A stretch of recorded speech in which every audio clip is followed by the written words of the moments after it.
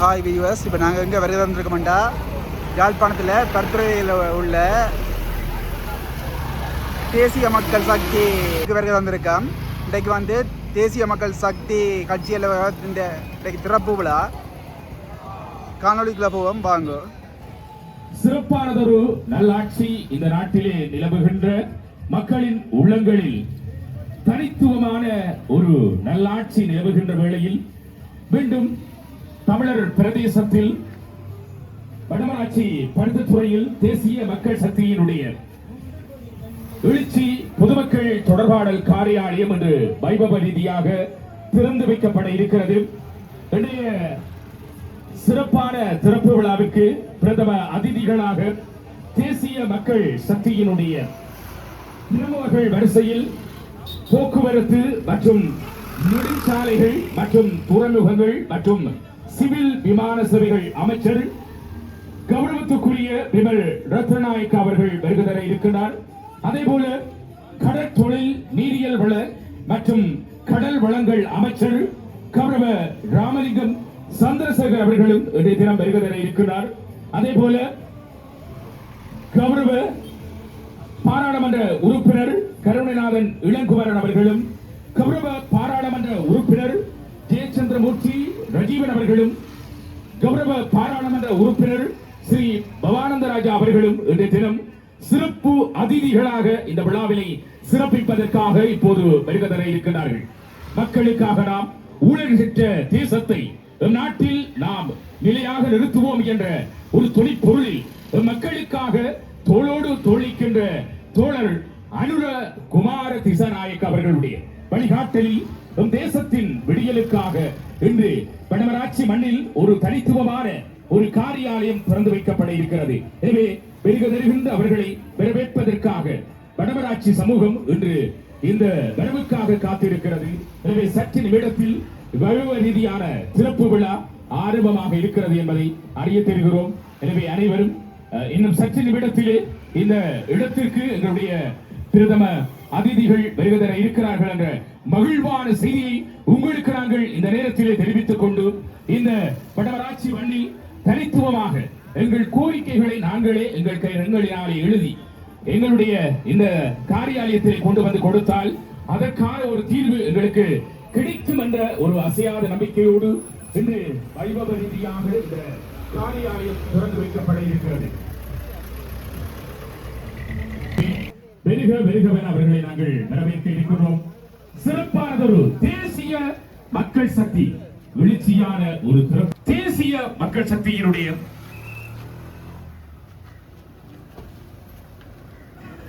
சிறப்பானதொரு தேசிய மக்கள் சக்தி தோழர்கள் மக்களின் குரலாக ஊழலற்ற ஒரு அரசை உருவாக்குவோம். தொழிற்பொருளில் எங்களுடைய தோழர் அனுர குமார திசாநாயக் அவர்களுடைய வழிகாட்டலில் என்று பருத்தித்துறை வடமராட்சி தேசிய மக்கள் பொதுமக்கள் தொடர்பான காரியாலயத்துக்கு வருகை தந்திருக்கிறார்கள். சிறப்பு பிரமுகர்கள் அந்த வகையிலே தோழர் விமல் ரத்நாயக் அவர்கள் போக்குவரத்து நெடுஞ்சாலைகள் துறைமுகங்கள் மற்றும் சிவில் விமான சேவைகள் அமைச்சர் அவர்களை வருக சிவில் விமான சேவைகள் அமைச்சர் கௌரவ விமல் ரத்நாயக் அவர்களுக்கு மலர் மாலை அணிவித்து கௌரவப்படுத்துகிற நிகழ்வு. அதனைத் தொடர்ந்து சிரேஷ்ட உறுப்பினர் சண்முகநாத் கிருஷ்ணராஜா அவர்கள் இப்போது பொன்னாடை போட்டி எங்களுடைய கௌரவ விமல் ரத்நாயக் அவர்களுக்கு கௌரவப்படுத்த இருக்கிறார்கள். எங்களுடைய சிரேஷ்ட உறுப்பினர் தேசிய மக்கள் சக்திக்காக தோளோடு தோல்விப்பவர் தோழர் சிறப்புக்குரிய சண்முகம் கிருஷ்ணராஜ் அவர்கள் இப்போது கௌரவப்படுத்துகிறார்கள் பொன்னாடை போட்டி. எங்கே உங்களுடைய கரகோஷம்? உண்மையிலே தேசிய மக்கள் சக்தி வலுப்பெற்று இருக்கிறது.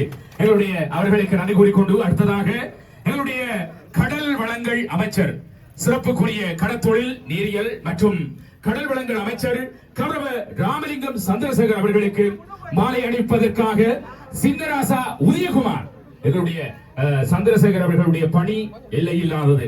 அந்த காலத்திலே கூட தேசிய மக்கள் சக்திக்காக எழுச்சியாக எங்களுடன் நின்று சிறப்பித்து எங்களை வழிகாட்டியவர். எனவே அவரை இப்போது மாலை அணிவித்து கௌரவப்படுத்துகின்ற நிகழ்வு இடம்பெறுகின்றது. அதே போல எங்களுடைய நீண்டகால ஆழ்கடல் மீன்பிடி சங்க தலைவர் ஜெகதீஸ்வரன் அவர்கள் இப்போது அவருக்கான பொன்னாடைய போட்டி கௌரவப்படுத்துகின்ற நிகழ்வு இடம்பெறுகிறது. எங்களுடைய சந்திரசேகர் அவர்களுக்கு இப்போது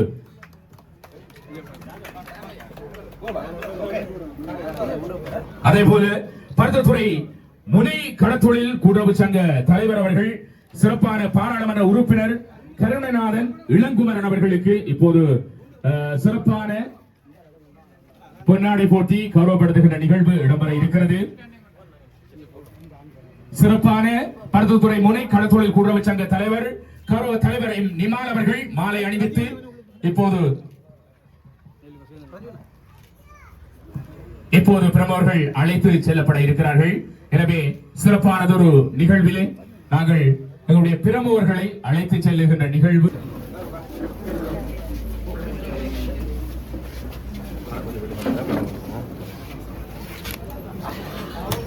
இப்போது சிறப்பாக எங்களுடைய வடமராட்சி கிளையினுடைய இந்த வடமராட்சி அமைப்பாளர் சிறப்புக்குரிய பிரதேச சபை உறுப்பினரும் கௌரவ உறுப்பினருமாகிய எங்களுடைய சந்திரகுமார் கணேசரூபன் அவர்களுக்கும் மலர் மாலை அணிவித்து பொன்னாடை போட்டி இப்போது கௌரவப்படுத்தி இருக்கிறார்கள். அதே போல சிறப்புக்குரிய எங்களுடைய மத்திய பாராளுமன்ற உறுப்பினர்களும் அங்கே கௌரவமாக அழைத்து வரப்படுகிறார்கள். இந்த நிகழ்வு வைபவ ரீதியாக இப்போது இடம்பெற இருக்கிறது. இப்போது நாடாவட்டி திறக்கின்ற வைபவம் எங்கே உங்களுடைய கரகோஷங்கள் தேசிய மக்கள் சக்தி எழுச்சி பெற்றிருக்கிற மக்களாக தோள் கொடுக்கின்ற தேசிய மக்கள் சக்தியினுடைய அமைச்சர் இப்போது சிறப்புக்குரிய எங்களுடைய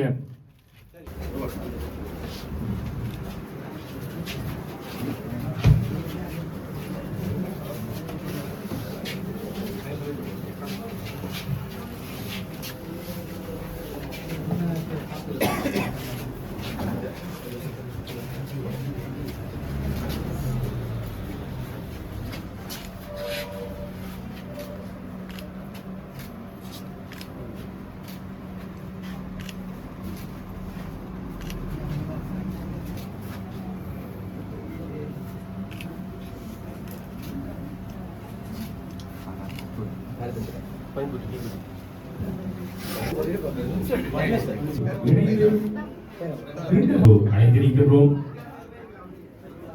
மங்கள விளக்கினை ஏற்றி அவருக்கு நடைமுறை கொண்டு அடுத்ததாக போக்குவரத்து நெடுஞ்சாலைகள் துறைமுகங்கள் மற்றும் சிவில் விமான சேவைகள் அமைச்சர் கௌரவத்துக்குரிய விமல் ரத்னநாயக் அவர்களை மங்கள விளக்கினை ஏற்றுவதற்கு அன்போடு அழைத்திருக்கிறோம். மங்கள விளக்கினை ஏற்றிய கௌரவத்துக்குரிய விமல் ரத்னநாயக் அவர்களுக்கு நன்றி. அடுத்ததாக தோளோடு தோழிக்கின்ற எங்களுடைய கௌரவ தோழர் ராமலிங்கம் சந்திரசேகர் அவர்களும் மங்கள விளக்கினை ஏற்றி வைத்திருக்கிறார். அடுத்ததாக கௌரவத்துக்குரிய பாராளுமன்ற உறுப்பினர் எங்களுடைய பவானந்தராஜா அவர்களை இப்போது மங்கள விளக்கினை ஏற்றுவதற்காக அன்போடு அழைத்திருக்கின்றோம். அவர்களுக்கு எங்களுடைய மனப்பூர்வமான நன்றிகள். அடுத்ததாக கருணநாதன் இளங்குமரன் கௌரவ பாராளுமன்ற உறுப்பினர், எனவே அவர்களையும் மங்கள விளக்கினை ஏற்றுவதற்கு அன்போடு அழைத்திருக்கின்றோம். அவர்களுக்கும் எங்களுடைய சிறப்பான நன்றிகள். அதே போல கௌரவ பாராளுமன்ற உறுப்பினர் ஏச்சந்திரமூர்த்தி ரஜீவன் அவர்களையும் மங்கள விளக்கினை ஏற்றி வைத்திருக்கிறார். அவர்களுக்கும் எங்களுடைய நன்றிகள். அடுத்ததாக எங்களுடைய வடமராட்சி இந்த அமைப்பினுடைய தலைவராக தேசிய மக்கள் சக்தியினுடைய அமைப்புகளுடைய தலைவராக இருக்கக்கூடிய பெருமதிப்புக்குரிய எங்களுடைய சந்திரகுமார் கணேசரூபன் அவர்களை மங்கள விளக்கினை ஏற்றுவதற்காக அழைக்கிறோம். அடுத்ததாக கபிலன் அவர்களை அன்போடு மங்கள விளக்கினை ஏற்றும் முகமாக கௌரவத்துக்குரிய எங்கள்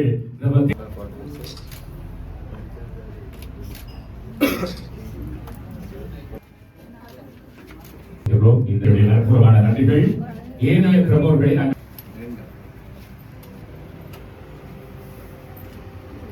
நன்றி இப்போது கௌரவப்படுத்தி இருக்கு. அதே போல பாராளுமன்ற உறுப்பினர் ஏ சந்திரமூர்த்தி ரஜீவன் அவர்களை இப்போது கௌரவப்படுத்தப்படுகிறது. எங்கே கரகோஷங்கள் சிறப்பாக அவரை கௌரவப்படுத்துகின்ற நிகழ்வு இடம்பெறுகிற பொன்னாடை போட்டி கௌரவப்படுத்தப்படுகிறார். சிறப்பான பொன்னாடை அதே போல மலர்மாலை அணிவித்து இப்போது கௌரவப்படுத்துகிற எல்லோரும் சேர்ந்து தேசிய மக்கள் சக்தி மக்கள் தொடர்பாளர் அலுவலகம் திறப்பு விழாவிற்கு வருகை தந்திருக்கும் போக்குவரத்து நெடுஞ்சாலை துறைமுகங்கள் மற்றும் சிவில் விமான சேவைகள் அமைச்சர் கௌரவ விமல் ரத்நாயக்க அவர்களே, கடற்தொழில் நீரியல் மற்றும் கடல் வளங்கள் அமைச்சர் கௌரவ ராமலிங்கம் சந்திரசேகரம் அவர்களே, பாராளுமன்ற உறுப்பினர் கௌரவ கருணைநாதன் இளங்குமரன் அவர்களே, பாராளுமன்ற உறுப்பினர் கௌரவ ஜெயச்சந்திரமூர்த்தி ரஜீவன் அவர்களே, பாராளுமன்ற உறுப்பினர் கௌரவ ஸ்ரீ பவானந்த ராஜா அவர்களே மற்றும் தேசிய மக்கள் சக்தியின் இளைஞரணி தலைவர் கபிலன் அவர்களே மற்றும் தேசிய மக்கள் சக்தியின் அமைப்பாளர்களே, மக்கள் பிரதிநிதிகளே, ஆதரவாளர்களே, உங்கள் அனைவரையும் இந்த இனிய நாள் தருணத்திலே வருக வருக என நான் வரவேற்கிறேன். நன்றி. பயணிக்கக்கூடியவர் இப்போது கூட நீங்கள் பார்த்திருப்பீர்கள், புலம்பெயர்ந்த நாட்டிலே சென்று பல சேவைகளை செய்து மீண்டும் இந்த மண்ணுக்கு வருகை தந்திருக்கிற எங்களுடைய அன்புக்குரிய கௌரவத்திற்குரிய கபிலன் அண்ணா அவர்களுடைய பேச்சு இப்போது இடம்பெற இருக்கிறது. அனைவரும் அமைதியாக இருந்து நாமும் தேசிய மக்கள் சக்தியோடு கலந்து கொடுப்போம். நீரியல் மற்றும் கடல் வளங்கள் துறை அமைச்சர் ராமலிங்கம் சந்திரசேகர் அவர்களே மற்றும் பூங்குவை வருகை தந்திருக்கின்ற தேசிய மக்கள் சக்தியினுடைய அமைப்பாளர்களே, குறிப்பாக வடமராட்சி மண்ணினுடைய அமைப்பாளர்களே, அதனையும் தாண்டி இன்று இங்கே கூடியிருக்கின்ற எமது அருமை தேசிய மக்கள் சக்தியினுடைய ஆதரவாளர்களே, உங்கள் அத்தனை பேருக்கு நேர வணக்கம். இன்றைய தினம் நாங்கள் இலங்கையினுடைய வடக்கிலே எங்களுடைய தேசிய மக்கள் சக்தியினுடைய இந்த காரியாலயத்தை ஆரம்பித்து வைக்கின்ற இந்த நிகழ்விலே கலந்து கொண்டிருக்கின்றோம். இலங்கையை பொறுத்தவரையில் வடக்கு மாகாணம் என்பது விசேடமானது. வடக்கு மாகாணத்தின் வடக்கில் இருக்கின்ற யாழ்ப்பாணம் அதனிலும் விசேடமானது. அந்த யாழ்ப்பாணத்திலும் பல்வேறு காரணங்களினால் வடக்கிலே அமைந்திருக்கின்ற எங்களுடைய வடமராட்சி விசேடமானது. குறிப்பாக சொல்ல வேண்டுமாக இருந்தால் கணிதம், விஞ்ஞானம் துறைகளிலே பல்வேறு வகையான ஆற்றலாளர்களை இந்த நாட்டுக்கு தந்திருக்கக்கூடியது இந்த வடமராட்சி மண். குறிப்பாக சொல்ல வேண்டுமாக இருந்தால் இலங்கையினுடைய பொறியியல் துறையிலே கிட்டத்தட்ட ஒரு தூணினூடாக ஒரு பாலத்தினை கட்டி அமைத்திருக்கக்கூடிய பேராதனை பல்கலைக்கழகத்தினுடைய அந்த பாலத்தை கட்டுவித்த அக்பர் பாலத்தை கட்டுவித்த பேராசிரியர் துரைராஜா பிறந்த மண் இந்த மண். அது மட்டுமல்லாமல் யாழ்ப்பாண பல்கலைக்கழகம் என்று பார்க்கின்ற பொழுது பல்வேறு வகையான கணிதவியல், பௌதிகவியல், இரசாயனவியல் மற்றும் முகாமைத்துவம் சார்ந்த விரிவுரையாளர்களை உருவாக்கி கொடுத்திருக்கின்றது இந்த மண். இதனை தாண்டி எங்களுடைய வாழ்வாதாரம் என்று பார்க்கின்ற பொழுது மீன்பிடி என்று சொல்லி பார்ப்போமாக இருந்தால் திரைக்கடல் ஓடியும் திரவியம் தேடு என்பதற்கு இணங்க மீன் மட்டுமல்லாது கடல்சார் வர்த்தக துறையிலும் ஒரு காலத்தில் மிகவும் கொடிகட்டி பறந்திருந்தது இந்த வடமராட்சி மண். இலங்கையினுடைய சுங்கமானது அனைத்து பகுதிகளிலும் இருப்பது கிடையாது. குறிப்பாக கொழும்பில் இருக்கும், அதனை தாண்டி காலியில் இருக்கின்றது. ஆனால் காலியில் அமைவதற்கு முன்னதாகவே ஒரு சுங்க திணைக்களத்தினை எங்களுடைய கடல்சார் வர்த்தகத்திற்காக கொண்டிருந்தது எங்களுடைய வடமராட்சி மண். அதையும் தாண்டி விவசாயம் என்று பார்க்கின்ற பொழுது உங்களுக்கு தெரியும், எங்கள் நாட்டினுடைய மிக பாரிய பொருளாதாரத்துக்கு இன்றைய காலத்தில் தடை செய்யப்பட்டிருந்தாலும் கூட ஒரு காலத்தில் புகையிலையினை உற்பத்தி செய்து கொடுத்திருந்த, குறிப்பாக அந்த புகையிலையினுடைய கண்ணினை உற்பத்தி செய்து கொடுத்திருந்த பொலிகட்டி போன்ற பிரதேசங்களுக்கு பெருமை வாய்ந்தது எங்களுடைய இந்த வடமராட்சி மண். அதனை தாண்டி இந்த வல்லை பிரதேசத்தில் காணப்படக்கூடிய இந்த தொண்டமானாற்று கரைகளிலே காணப்படக்கூடிய பிரதேசங்களில் நன்னீர் மற்றும் உவர்நீர் சார்ந்த மீன்பிடிகளின் ஊடாக எங்கள் நாட்டினுடைய பொருளாதாரத்தை கட்டியமைத்திருக்கக்கூடிய ஒரு மிக முக்கியமான பிரதேசத்தில் இன்றைய தினம் நாங்கள் எங்களுடைய தேசிய மக்கள் சக்தியினுடைய வடமராட்சி கிளையினை ஆரம்பிப்பதில் மிகவும் மகிழ்ச்சி அடைகின்றோம் என்பதை காட்டிலும் பெருமை அடைந்து கொண்டிருக்கிறோம். அந்த வகையில் இந்த முயற்சியை இடையறாது மேற்கொண்ட எங்களுடைய அன்பு தோழர் ரூபன் அவர்களுக்கு முதலில் எங்களுடைய மனமார்ந்த நன்றிகளை தெரிவித்துள்ளோம். அதனைத் தொடர்ந்து இந்த வடமராட்சி பிரதேசத்திலே இந்த வடமராட்சியினுடைய தேசிய மக்கள் சக்தியினுடைய தொண்டர்களையும் அனுசரணையாளர்களையும் இணைக்கின்ற வகையில் சாம் தோழர் அவர்கள், ஜனனி தோழி அவர்கள் இந்த பிரதேசங்களினுடைய பிராந்தியம் சார் பொறுப்பாளர்களாக இருக்கின்றார்கள். அவர்களின் கீழ் பல பல அல்லும் பகலும் உழைக்கின்ற எங்களுடைய தொண்டர்கள் இருக்கின்றார்கள். அதற்கு சான்று எங்களுடைய வடமராட்சியிலே இருக்கக்கூடிய 4 உள்ளூராட்சி சபைகளிலும் எங்களுக்கு கணிசமான ஆசனங்களை பெற்று இன்றைக்கு தீர்மானம் எடுப்பதற்கு பெரிதும் எதிர்பார்க்கப்படுகின்ற ஒரு கட்சியாக நாங்கள் மாறி இருக்கின்றோம் என்றால் அதற்கு இந்த வடமராட்சி மண்ணில் இருக்கின்ற அத்தனை தொண்டர்களினுடைய பங்கு முக்கியமானது. ஆகவே ஒரு தேசிய மக்கள் சக்தி சார்பாக உங்கள் ஒவ்வொருவர் பேரினுடைய பணிக்காகவும் தலை சாய்த்து என்னுடைய நன்றிகளை தெரிவித்துக் கொள்கிறேன். அதே சமயம் ஒரு வேண்டுகோளையும் இங்கு முன்வைக்க விரும்புகின்றேன். எங்களினுடைய நாடு பல்வேறு வகையான சவால்களுக்கு மத்தியில் மக்கள் மயப்படுத்தப்பட்ட, மக்களினால் ஆளப்படுகின்ற, மக்களுக்கான ஒரு ஆட்சியை ஓராண்டு காலமாக மேற்கொண்டு வருகின்றது.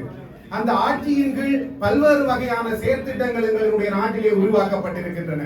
குறிப்பாக சொல்ல வேண்டுமாக இருந்தால் மாணவர்கள் தொடக்கம், ஆசிரியர்கள் தொடக்கம், அரச நிர்வாகிகள் தொடக்கம், வைத்தியர்கள் தொடக்கம், விவசாயிகள் தொடக்கம், மீனவர்கள் தொடக்கம், இளைஞர்கள் தொடக்கம், ஒவ்வொரு துறை சார்ந்தவர்களுக்காகவும் இந்த ஓராண்டு காலத்துக்குள் பல்வேறு வகையான திட்டங்களினை எங்களினுடைய நாட்டு அரசாங்கம் மேற்கொண்டு வருவது என்னை விட உங்களுக்கு அதிகமாக தெரியும்.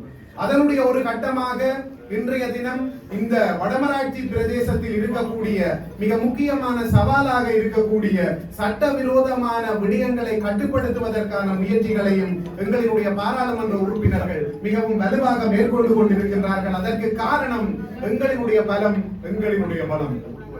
எங்களுடைய வளங்கள் சுரண்டப்படுகின்ற பொழுது எங்களுடைய பலங்கள் இழக்கப்படும். அந்த பலம் இழப்பு என்பது என்னால் தொழில் செய்ய முடியும், ஆனால் என் பிள்ளையினால் தொழில் செய்ய முடியாத ஒரு நிலையை ஏற்படுத்திவிடும் என்கின்ற எங்களுடைய ஒரு அரசாங்கத்தின் மிக பாரிய நோக்கத்தை முன்னெடுக்கின்ற வகையில் இன்றைக்கு இந்த வடமராட்சி மண்ணிலே பல்வேறு வகையான செயற்திட்டங்களை எங்களுடைய அரசாங்கம் மேற்கொண்டு வருகின்றது. அந்த வகையில் அந்த செயற்திட்டங்கள் ஒவ்வொன்றிலும் எங்களுடைய அன்பான தேசிய மக்கள் சக்தியினுடைய ஒவ்வொருவருடைய பங்களிப்பையும் நாங்கள் வலுவாக எதிர்நோக்கி கொண்டிருக்கின்றோம். அதனையும் தாண்டி உங்களுக்கு தெரியும், கல்வியில் மிக பாரிய அடைவுகளை கொண்டிருக்கின்ற இந்த வடமராட்சி மண் 2026ஆம் ஆண்டு உருவாக்கப்பட இருக்கின்ற எங்கள் கல்வி சீர்திருத்தத்தினை முழுமையாக செயற்படுத்துவதற்கான அத்தனை ஒத்துழைப்புகளையும் தங்களினுடைய குடும்பம் சார்ந்து, தங்களினுடைய பாடசாலை சார்ந்து வழங்குவதனூடாக மீளவும் எங்களினுடைய புதிய சீர்திருத்த கல்வியினுடைய வெற்றியை நிர்ணயிக்கின்ற ஒரு பிராந்தியமாக இந்த வடக்கு மாகாணம் இருக்க வேண்டும் என்பது எங்களினுடைய மிகப்பெரிய அவாவாக இருக்கின்றது. அந்த வகையிலே அன்பான மக்களே, உங்களிடம் நாங்கள் கேட்டுக்கொள்வது எங்களுடைய நாட்டில் இருந்து ஊழலை எதிர்ப்பதற்காகவும் சட்டவிரோதமான செயற்பாடுகளை கட்டுப்படுத்துவதற்காகவும் பல்வேறு வகையான செயற்பாடுகளை அரசாங்கம் முன்னெடுத்து வருகின்றது. அதை தாண்டி பலரும் கேட்டுக்கொண்டிருக்கின்ற விடயம், இந்த பிரதேசத்தில் ஒரு வருடத்தில் என்ன நடைபெற்றுக் கொண்டிருக்கின்றது. இன்று காலை கூட நாங்கள் குறிகட்டுவானிலே இருக்கக்கூடிய அந்த இறங்குதுறையை நிர்மாணிப்பதற்கான அடிக்கல்லை நாட்டி வந்திருக்கின்றோம். நேற்றைய தினத்தில் இருந்து நாடு முழுவதிலும் வீட்டு திட்டம் வழங்கப்பட்டுக் கொண்டிருக்கின்றது. அதில் யாழ்ப்பாணத்துக்கு 88 வீடுகள் தரப்பட்டது. எப்பொழுது தரப்பட்டது என்றால் மார்ச் மாதம் தரப்பட்டது. ஆனால் இன்றைய நாளில் 88 வீடுகளில் 80 வீடுகளை பூரணமாக பூர்த்தி செய்த ஒரு மாவட்டமாக யாழ்ப்பாணம் இருந்து கொண்டிருக்கின்றது.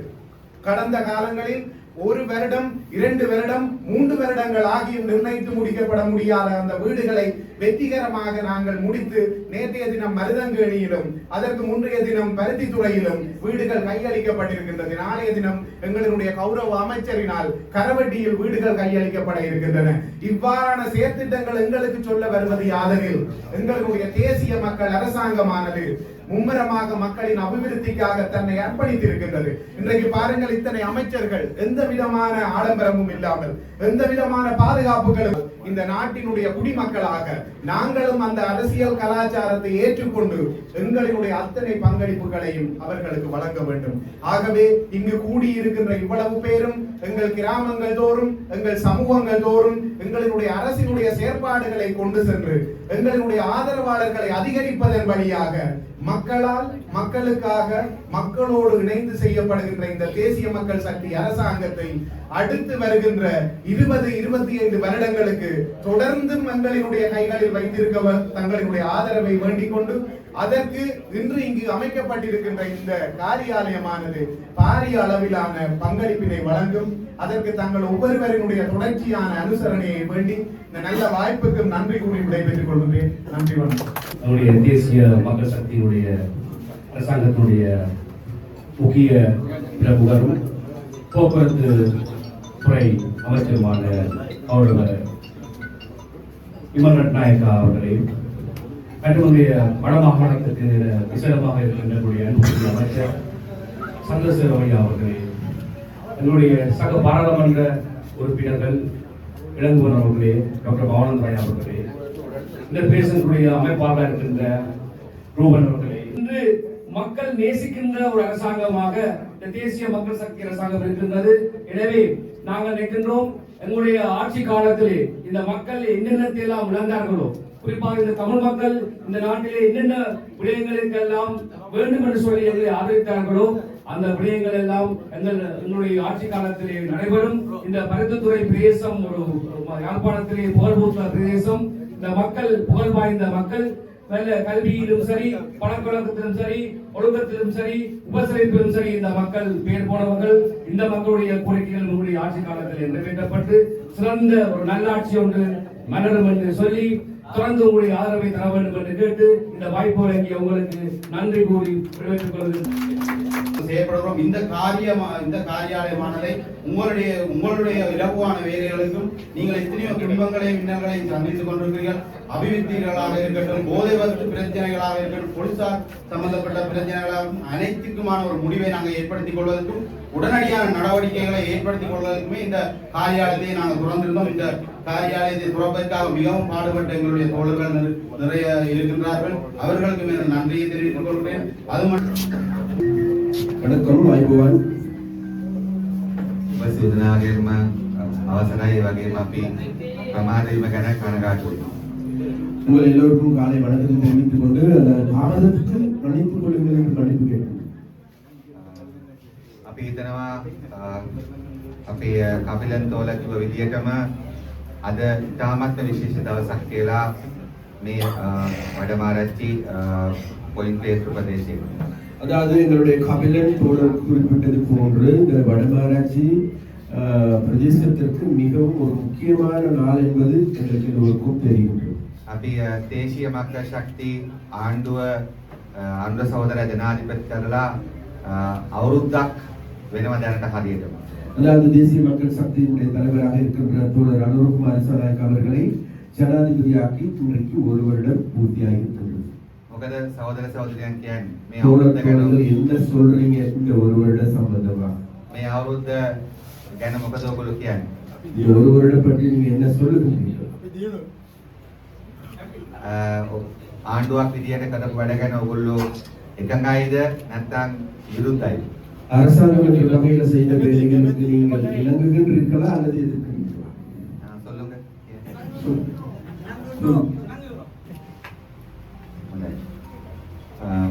අපි තව ගොඩක් කලා කතා කරන්න බැරි නිසා මම සතුටු වෙනවා තමුන්නාසලා ආණ්ඩුවේ පළවෙනි අවුරුද්ද ගැන ඒ වගේ සුබවාදී තැනක ඉන්න එක. அதாவது அரசாங்கத்தினுடைய ஒரு வருடம் நிறைவு தொடர்பாக நீங்கள் இருக்கின்ற நிலைப்பாடு என்பது மிக எங்களுக்கு மகிழ்ச்சியை தருகின்றது.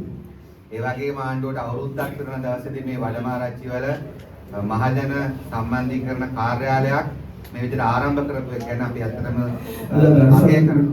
அரசாங்கம் ஒரு வருடம் பூர்த்தியாகின்ற தருணத்திலே இந்த வடமாராட்சி பிரதேசத்தில் மக்கள் தொடர்பாடல் அலுவலகத்தை திறப்பதற்கு கிடைத்தது எங்களுக்கு பெருமையாக இருக்கின்றது. මම හිතුවා පොඩ්ඩක් මේ ආණ්ඩුව ඔබතුමාලපත් හදාගත් ආණ්ඩුව මේ අවුරුද්ද ගිහිල්ලා තියෙන්නේ කොහොමද කියන එක ගැන කරුණු දෙක තුනක් කියන්න. அதாவது நான் ஒரு சில வார்த்தைகளை குறிப்பிட்டாக வேண்டும். உங்களால் உருவாக்கப்பட்டிருக்கின்ற இந்த அரசாங்கம் கடந்த ஒரு வருடம் ஆகின்றது. ஒரு வருடம் அந்த பாதையை பற்றி ஒரு சில விடயங்களை நான் கூறலாம் என்று நினைக்கிறேன். ඔබතුමාලා දන්නවා අපේ රටේ ජනතාව අවුරුදු 100 ගානකට පස්සේ තමයි තමන් වගේ අයගෙන් ආණ්ඩුවක් හදාගන්නේ. அதாவது எமது நாட்டில் இருக்கின்ற மக்கள் பல நூற்றாண்டுகளுக்கு பிறகுதான் தாங்களுடைய மனிதர்கள் அதாவது சாமானிய மனிதர்களுடைய ஆட்சியை உருவாக்கி கொண்டார்கள். මීට කලින් දකුණෙන් වුණත් උතුරෙන් වුණත් හැමදාම පාර්ලිමේන්තුවට ගියේ ජනාධිපතිලා වුණේ ඉහළ පළන්තියේ சாமான் ஜனதாவுக்கு பிரச்சனை தண்ணி அத்தியா. அதாவது இதற்கு முன்னர் பாராளுமன்ற ஜனாதிபதியா பிரதமரா அல்லது அமைச்சர்களாகியது சாதாரண மக்களுடைய பிரச்சனைகளை தெரியாத மேல்தட்டு வர்க்கத்தை சார்ந்தவர்களாகும்.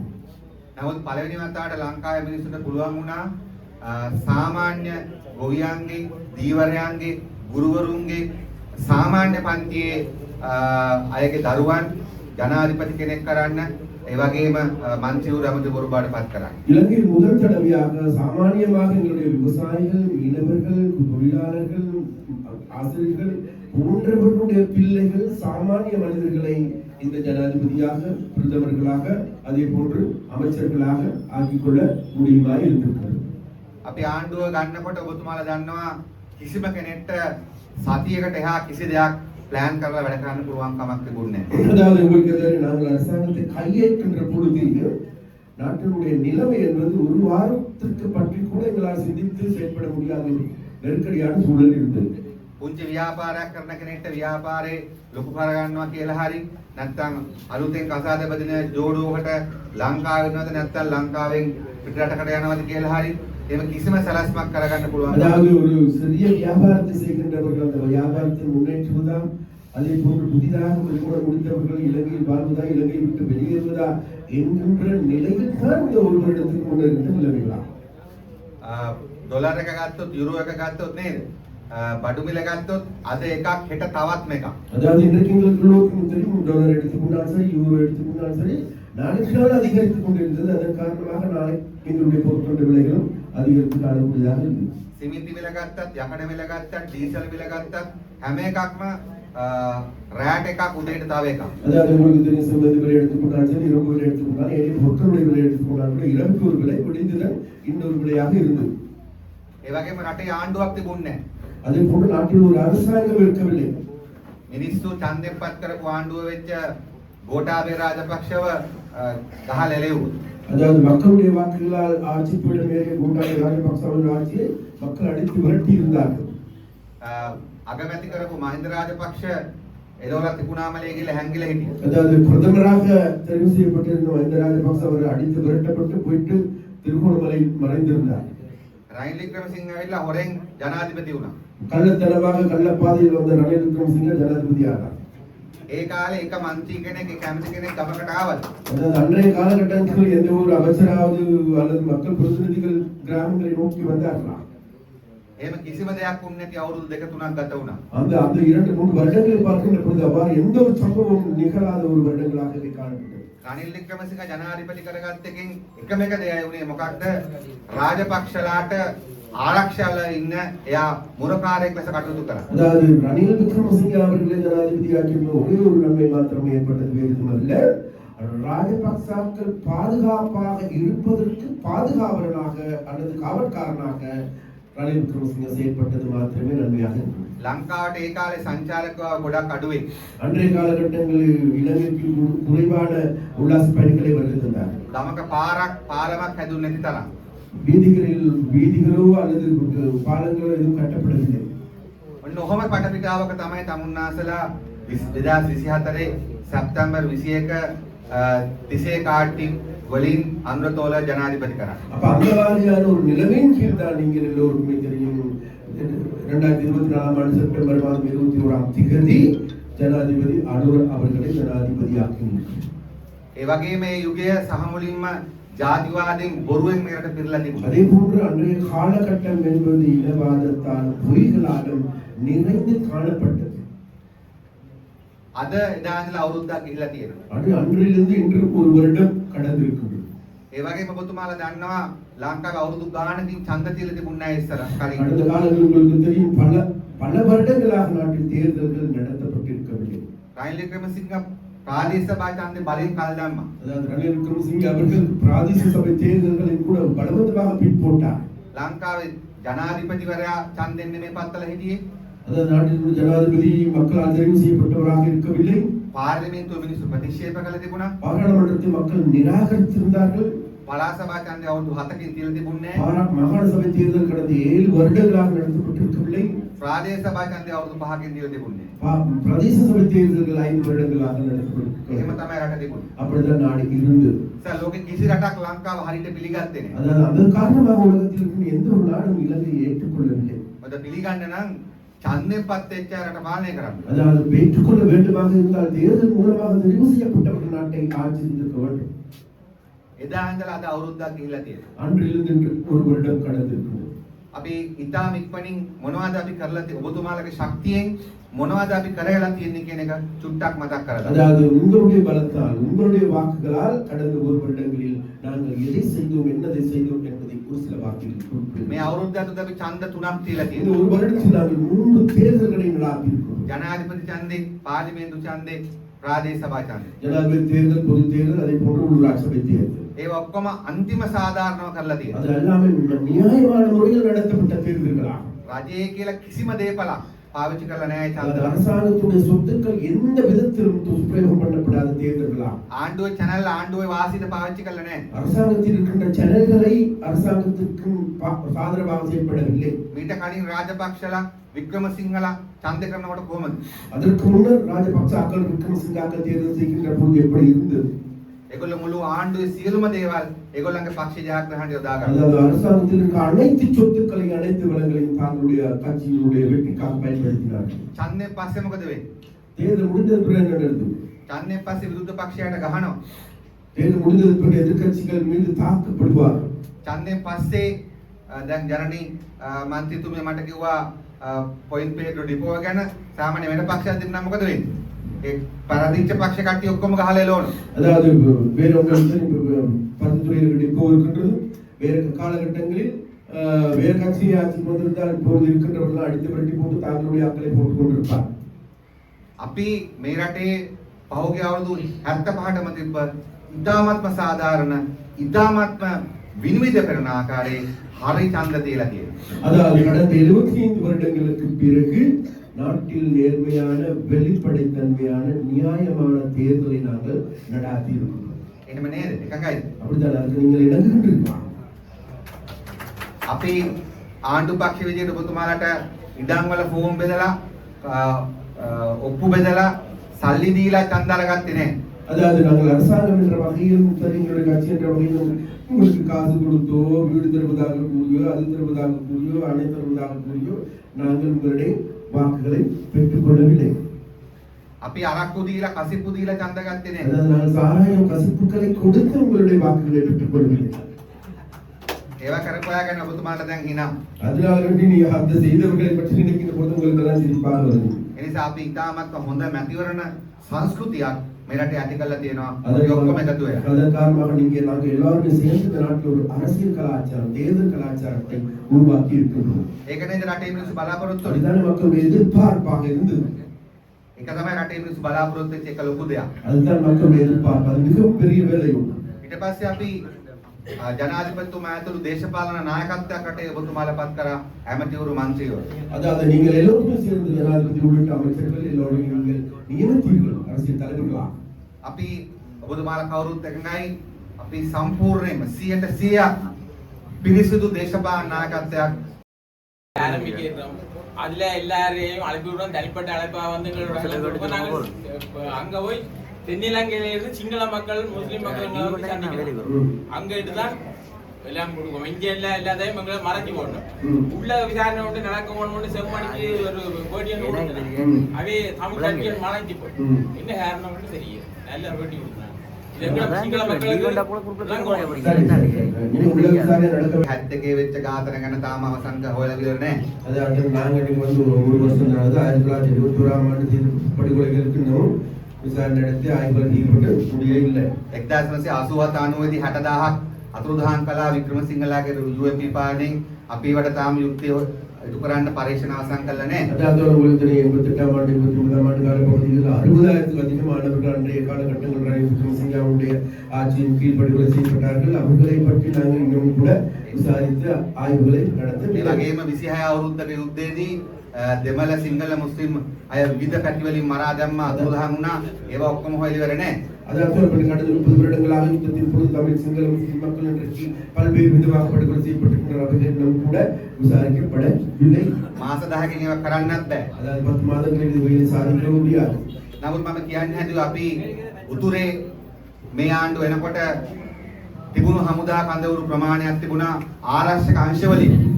ඒ හමුදා කඳවුරු සැලකුණු ප්‍රමාණයක් ඉවත් කළා. அதாவது உங்களுக்கு தெரியும் நாங்கள் ஆட்சி வந்ததன் பிறகு இங்க இருக்கின்ற ராணுவ முகாம்களை ராணுவங்களை விரும்பி இருந்த ஒரு சில கணிசமான முகாம்களை கட்டிக்கொண்டார்கள். අවුරුදු 34 වහගෙන තිබිච්ච පාරවල් තිබුණේ ඒවා ආරක්ෂක අංශ වලින් මැරලා තියෙනවා. அதாவது பண்டிகை 30-35 வருடங்களுக்கு மேலாக மூடப்பட்டிருந்த பாதைகள் வந்து இன்றைக்கு பாதுகாப்பு பிரிவினராலே அந்த பாதைகள் திறந்து விடப்பட்டிருக்கிறது. මම හිතන්නේ තිබිච්ච චෙක් පොයින්ට් ඔක්කොම වගේ අයින් කරලා තියෙනවා ආරක්ෂක අංශ වලින්. இருந்த செக் பாயிண்ட்கள் அனைத்தையும் கூட பாதுகாப்பு படையினராலே வாபஸ் வாங்கப்பட்டிருக்கிறது. ඒ වගේම මම හිතන්නේ මේ ආසන්නයේ තියෙන හමුදා කඳුරුත් අයින් කරලා දැන් එතන මොකක්ද වෙන පස් ප්‍රශ්නයක් ඇවිල්ලා තියෙනවා කියලා මට කිව්වා. அதாவது பண்டிகை உங்களுக்கு தெரியும் இங்கே இருக்கின்ற ஒரு பிரதேசத்தில் இந்த ராணுவ முகாம் கட்டப்பட்டது பிறகு இன்றைக்கு அங்குள்ள மக்களை சொல்கிறார்கள் அதே ராணுவ முகாம்கள் வேண்டும் ஏனென்றால் அங்கு மண் கொள்ளைகளால் எங்களுடைய வளங்கள் நாசமாக்கப்படும். ඒ වගේම පරිසර ඇමතුමා පාර්ලිමේන්තුවේ ඉදිරිපත් කළා උතුරු පළාත විතරක් විශේෂයෙන්ම වන සංරක්ෂණ දෙපාර්තමේන්තුවෙන් 2012 දී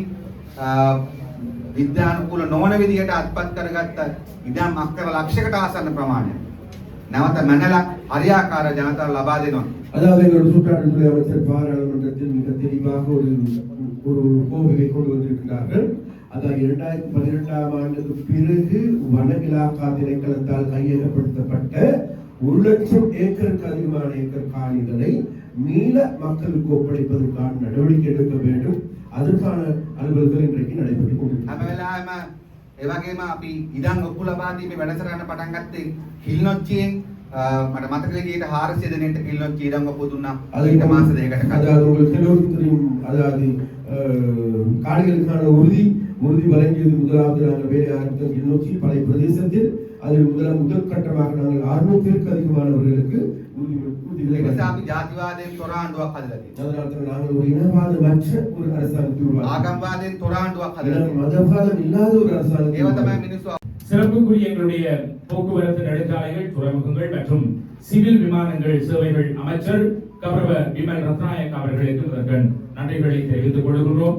அதே போல இன்றைய தினம் எங்களுடைய இந்த தேசிய மக்கள் சக்தி சார்பாக எத்தனையோ வேலைப்பளுக்கள் இருந்தாலும் எங்களுடைய அமைச்சர் என்ற வகையிலே இன்றைய தினம் இங்கு வருகை தந்திருக்கின்ற எங்களோடு தொடர்ந்து பயணித்துக் கொண்டிருக்கிறோம். கிட்டத்தட்ட யாழ்ப்பாணத்திலே உங்களுக்கு தெரியும், தேசிய மக்கள் சக்தி எழுச்சி வராத காலத்திலே இருந்து கூட ஒரு 10-12 பேரோடு ஆரம்பித்த ஒரு கட்சியிலே சிறப்பான ஒரு சேவையை செய்தவர் எங்களுடைய இன்றைக்கு இருக்கக்கூடிய கடற்தொழில் நீரியல் மற்றும் கடல் வளங்கள் அமைச்சர் கௌரவ ராமலிங்கம் சந்திரசேகர் அவர்கள். உண்மையிலே அவருக்கு உங்களுடைய கரகோஷங்கள்.